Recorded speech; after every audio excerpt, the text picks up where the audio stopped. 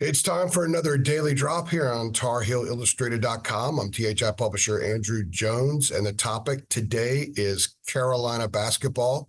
The Tar Heels have a big game Wednesday night at NC State.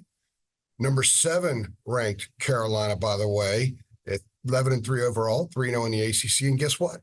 Wolfpack, 11-3 overall, 3-0 in the ACC. State has won 4 consecutive games, 7 of its last 8, including a great finish, great close at Notre Dame. Pack did not play well at South Bend, but closed strong. That's a sign of a team that's getting better and a pretty solid team. You don't always going to play great, but State found a way to win that game. And then really kind of punking Virginia over the weekend, winning by 16, but State was at least 16 points better than the Wahoos in that game.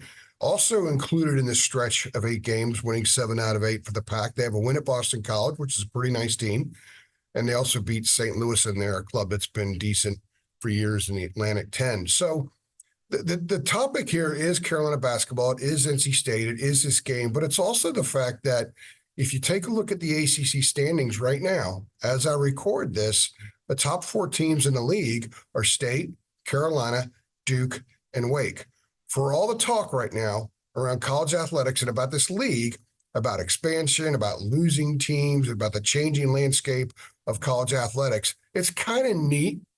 It's kind of comforting to see the Big 4 atop the ACC standings. These are 4 of the original 7 ACC schools that met back in 1952, got together and said, hey, let's start a new conference. They left the Southern Conference and started the ACC. Virginia joined not long after. And, for years, ACC basketball hasn't really seemed like what it used to be. But you know what? When those 4 at the top, it does kind of feel a little bit like it. And I hope it stays that way because I want to see PNC Arena full, not just for when the Tar Heels show up. I want to see Joel Coliseum full like it used to be back in some of my earlier jobs in my career when I covered all 4. I had season credentials to cover Duke, State, Wake, and Carolina.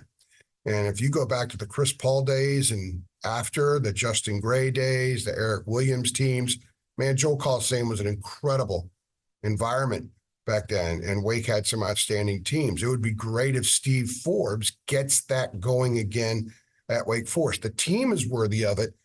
Now, hopefully the fans, the environment, the excitement, and the chatter will soon follow. Same thing goes for State. I've covered a lot of the Herb Sendek era very closely. I would go on the road and travel some covering State. A lot of those big-time home games that the Pack had, and the environments were usually pretty good. And when good teams were there, the environments were very good. But I'm also old enough to remember Reynolds Coliseum and how incredible the environments were back then. The Fire and Ice teams, the clubs, even in the late 70s when you go to the Hawkeye Whitney era. And I didn't see it, didn't watch it on TV, but the great David Thompson years, the 74 team that won the title. Reynolds was awesome. State had a great atmosphere. State had a great basketball culture. And I think it's really important for ACC basketball and basketball in this area to have all that back again. Duke's got it. Carolina's got it. It's not going anywhere, those 2 places. The fact that Carolina had a full house for Charleston Southern a couple of weeks ago speaks volumes about where the Carolina fans, where they are with this team. And I think the optimism is very high with this team. Cameron Indoor is Cameron Indoor. So what excites me about this game, Carolina at State, is the atmosphere is going to be real. It's going to be lit. And it's going to be that way in part because Wolfpack fans are going to be optimistic that State can beat Carolina. State beat the Tar Heels last year in Raleigh. DJ Burns had a huge game, and it was a great atmosphere. I think it's going to be better Wednesday night, in part because it'll be a night game as opposed to last year being a Sunday afternoon game, but also because I think State fans know they got a pretty nice team. And after last year, State tournament, Kevin Keatts kind of, doing a good job in the portal. This team kind of taking on some of his personality. They're getting better each time they step on the floor. And the Tar Heels have a good team. Last year, the Tar Heels didn't get a lot of people going, especially by the time they went to State, which was in February. So this Carolina team's a good club. It's going to get a lot of people's attention. Just being on the road last week, Pitt was almost full. Clemson was full and rowdy. So I'm looking forward to Wednesday night. Carolina blue uniforms against State at home with the State fans there going crazy, playing their stuff over and over, the songs and all the stuff they do with Mr. and Mrs. Wolf. To me, the idea that we get a little taste of what has made ACC basketball great for decades and decades is on tap Wednesday night. And for the Tar Heels, it's a chance to go in and win a third consecutive road game in a hostile environment. And that would be an amazing thing for this club, as they really are just getting started with the conference schedule. It's a 20-game schedule. Carolina's 3-0. And remember, they hadn't played a true road game until last week when they went to Pitt. Then they went to Clemson. State will be a quad one road win as well. And the way the Wolfpack has been playing of late, I think that'll remain a quad one game. So if Carolina can notch a fifth quad one victory and do it in what I think should be a classic ACC environment, the kind of environment that was part of so many of you watching and listening to this, becoming huge ACC fans and loving this sport and the culture of ACC basketball and the culture of ACC basketball in the Old North State.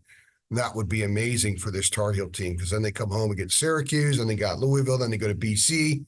So there's a little stretch of games they should win. Some of them will be very competitive and challenging for sure. But to pick up 3 straight Q1 wins on the road, and then to do it in an atmosphere that some of these guys have never experienced before, it's interesting. I'm in the press room at Chapel Hill right now because we had earlier today a press conference with Hubert Davis and Cormac Ryan. And Cormac's played a couple of games at NC State. He had a really good game last year, scored 19 points for the Fighting Irish, but he hadn't experienced the State fans the way he's going to experience them Wednesday night. And he said, bring it on. He's looking forward to it. That's one of the things you sign up for when you put on that North Carolina jersey. You're going to get that wherever you go, but you're going to get a form of hostility. And I say that in a good way tomorrow night at NC State, maybe more so and different than anywhere else, even at Duke. At Duke, it's a different kind of hostility. It's a different kind of energy. There's legitimate hatred that will be taking place tomorrow night, and I love it. I will quote the great late Eddie Landreth. Rest his soul. He was a great sports writer for years, covering teams around here, and I will never forget sitting next to him on press row at NC State. This probably had to be 20 years ago. Eddie is sitting to my right. I'm right here. We're right near midcourt. That's when all the media used to sit right on the court at NC State. Teams are coming out for the jump ball. State's band's playing. The place has just got an amazing buzz. And Eddie leans over and says, I love this game. It's a good old-fashioned blanking hate fest. That's what I want to see Wednesday night. The hate fest is great. The hate in this stuff is fantastic. It's fuel. It's fuel for everybody. It's entertainment. It makes things more engaging. It makes things more interesting. It makes it more fun, and it makes the competitiveness go up even a higher notch. That's what I want to see in this game. I want this game to represent the Big Four, the history of this league, the C.D. Chesley, the Sail with the Pilot, the Holly Farms, all that. I want that to be on display Wednesday night at PNC Arena. Regardless of the outcome, we don't root for outcomes here other than limit the typos. And you guys know I'm going to have 1 or 2 typos on Twitter every game, and someone's going to call me out on it, and I'm cool with that. Have at it. I want to see electricity. I want to feel the electricity in the building Wednesday night. I have a feeling we're going to. If you're looking forward to Carolina playing at State and looking forward to great energy in the game, go ahead and like this video. If you have not subscribed to our channel, go ahead and do so. It's very easy, and the channel's free. And make sure you hit the notification bell so you get updates every time we upload it. And if you are not a subscriber to our site at TarHeelIllustrated.com, just go on over there. It's only $8.33 a month, guys. That's a drop in the bucket. It's the same price it was when I took over this site August 1st, 2014. We have not raised our price.